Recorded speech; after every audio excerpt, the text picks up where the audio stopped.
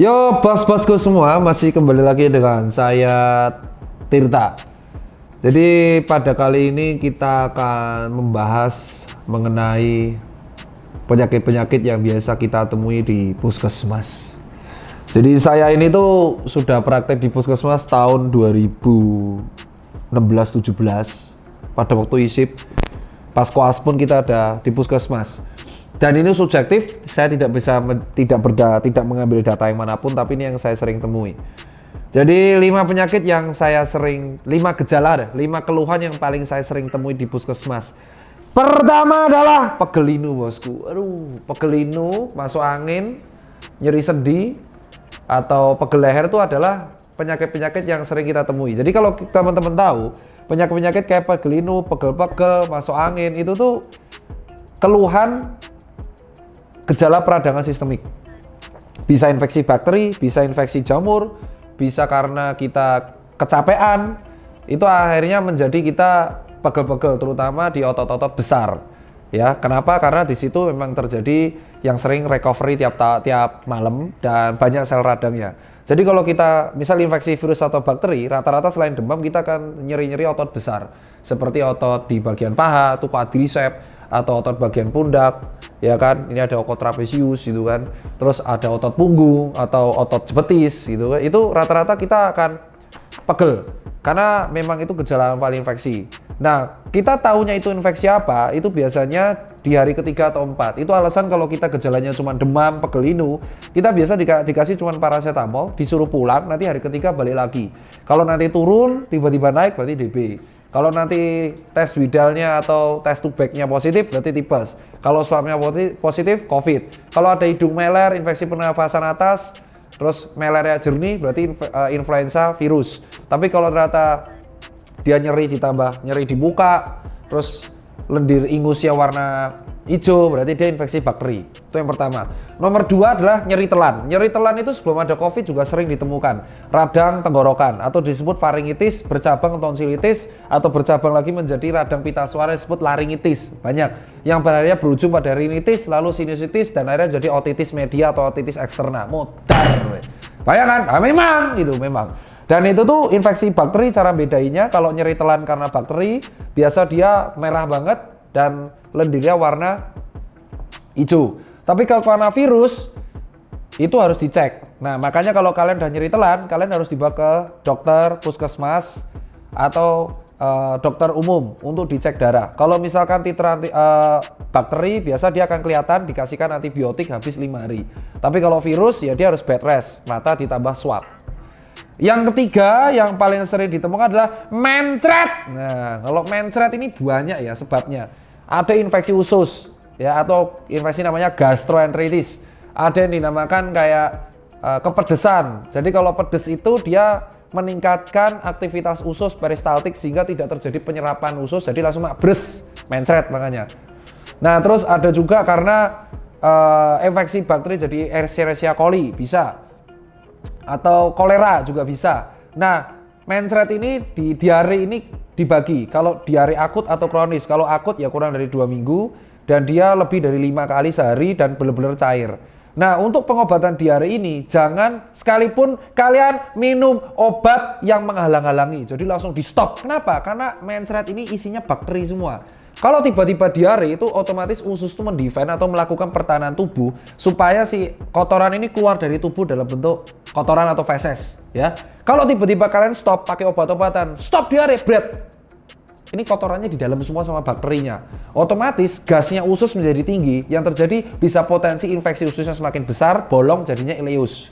Ileus itu artinya ususnya pecah, nya di dalam semua. Harus dilakukan laparotomi. Bayangin tai tapi semua ke dalam tubuh. Bayangin, bisa. Maka kalau diare treatmentnya apa? Kasih oralit atau cairan pengganti tubuh. Bisa oralit, minuman ion, air kelapa. Sekali diare langsung minumin.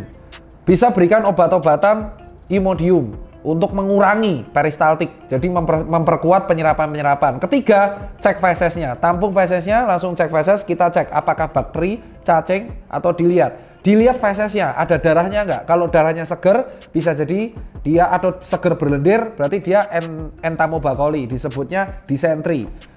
Tapi kalau dia darahnya warna hitam, berarti ada pendarahan di bagian lambung. Tapi kalau berbau busuk, berarti ada infeksi. Tipes bisa, kalau kolera bisa, Escherichia coli bisa. Nah, itu harus dirawat ke dokter. Kalau misal udah lemes, pahami gejala dehidrasi, ringan, sedang, berat. Terutama pada anak kecil. Kalau sudah dicubit gini, cowong, matanya cowong, nangis gak ada ininya, sampai dia kehausan banget, pengen netek, langsung dibawa ke dokter untuk mendapatkan infus, terutama anak kecil yang kurang dari umur 2 tahun. Untuk anak yang kurang dari 2 tahun, intake ASI harus cukup. Nomor 3. 2 gejala lain, sakit kepala bosku. Nah, sakit kepala ini banyak ya. Di bagian depan tuh ada ragiofrontal, ada temporal, ada occipital, ya kan. Sakit kepala itu penyebabnya ada 2, ada primer, ada sekunder. Kalau kita primer itu sakit kepala yang muncul tiba-tiba. Biasanya genetik atau tekanan darah naik juga bisa, stres juga bisa. Biasanya sakit kepala primer ini rata-rata adalah migrain pada cewek. Migrain pun ada 2, with aura atau without aura. Kalau migrain with aura, dia kalau kena cahaya tuh tambah sakit. Terus mual, muntah, lemes. Pada cewek dia lebih sering mengalami migrain. Kenapa? Instability dari hormon. Nah, kedua ada yang namanya tension headache. Jadi dia ngadep laptop terus sakitnya di sini. Ini ada terjadi peregangan otot leher ya, terjadi sakit kepala bagian belakang. Ya, ini paling enak dikompres air hangat. Penyakit berikutnya adalah cluster headache. Jadi di belakang mata di sini. Biasa terjadi karena glaukom juga bisa, atau tekanan tensi mikrokapiler di bagian sini naik juga bisa. Habis itu sakit kepala bagian depan itu karena sinusitis, karena terjadi sumbatan lendir di bagian sinus sehingga menyebabkan sakit kepala di situ. Atau karena infeksi, meningitis itu seluruhnya. Tekanan darah naik, bisa nyut-nyutan di sini berdenyut.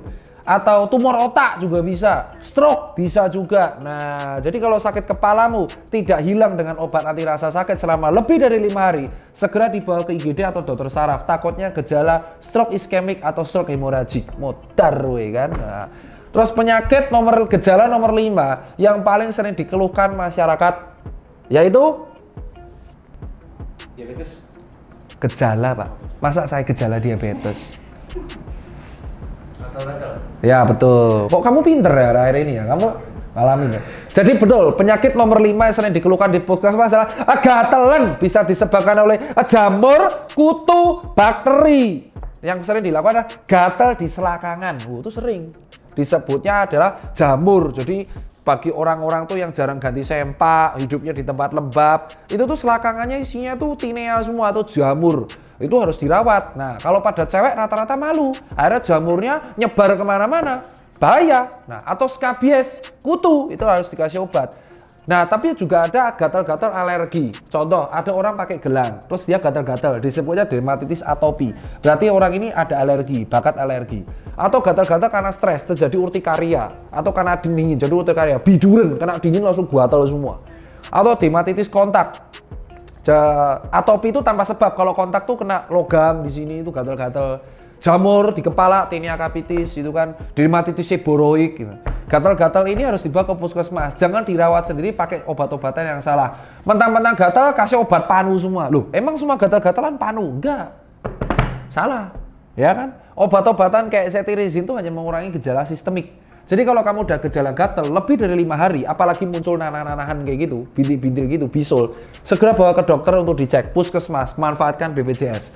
Nah, itulah 5 gejala yang sering ditemui di puskesmas, yaitu pegel-pegel linu, radang tenggorokan, mencret, ya kan, sakit kepala, dan gatal-gatal. Kalau Anda menemukan 5 penyakit ini, bawa ke puskesmas saja terdekat dengan Anda. Jangan menjadi sok pinter buat diri Anda sendiri. Karena kalau 5 penyakit ini dibiarkan akan menjadi lebih parah. Sekian aja, kembali lagi dengan Dr. Rita di konten selanjutnya.